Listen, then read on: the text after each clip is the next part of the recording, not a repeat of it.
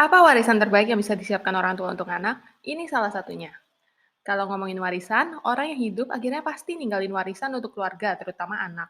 Entah warisan itu menguntungkan atau malah merugikan anak. Warisan ada dua macam. Yang merugikan, hutang bisnis, cicilan yang belum lunas, tagihan rumah sakit, rumah duka, dan pemakaman. Yang menguntungkan, uang cash, saham, emas, atau investasi lainnya, aset yang perlu balik nama, contoh properti. Apa anak bisa pilih warisan mana yang didapat? Tidak, hanya orang tua yang bisa menentukan warisan yang didapat anak menguntungkan atau merugikan. Sering ada masalah tentang warisan aset. Contoh kasusnya ada orang yang aset properti nilai totalnya 50 miliar. Ketika pemilik aset tutup usia, sesuai hukum waris Indonesia, pasangan akan terima 50% dan 50% sisanya dibagi rata pasangan dan anak-anaknya. Masalahnya, yang terima warisan harus proses balik nama atau propertinya nggak bisa dijual belikan.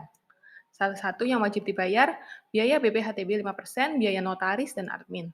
Berarti kalau aset 50 M, perlu siapin cash 2,5 M. Pertanyaannya, apakah orang tua sudah siapkan cash senilai itu untuk anak bisa balik nama?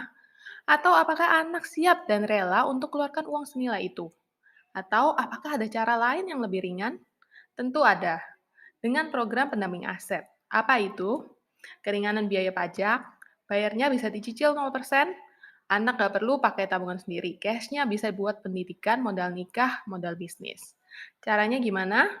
Contoh, nilai yang diperluin tadi 2,5 M, pemilik aset contoh 50 tahun, dapat diskon 60% dari 2,5 M tinggal 1 M. 1 M itu bayarnya bisa dicicil 0% selama 10 tahun. Jadi sekitar 100 juta per tahun. Lunas nggak lunas cicilannya, ketika pemilik aset tutup usia mendadak, anak langsung terima cash 2,5 M untuk bayar pajak dan lain-lain.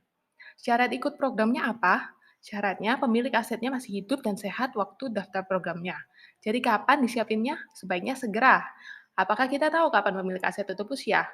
Tidak. Jadi warisan apa yang bisa kita tinggalkan? Warisan yang menguntungkan atau malah merugikan anak?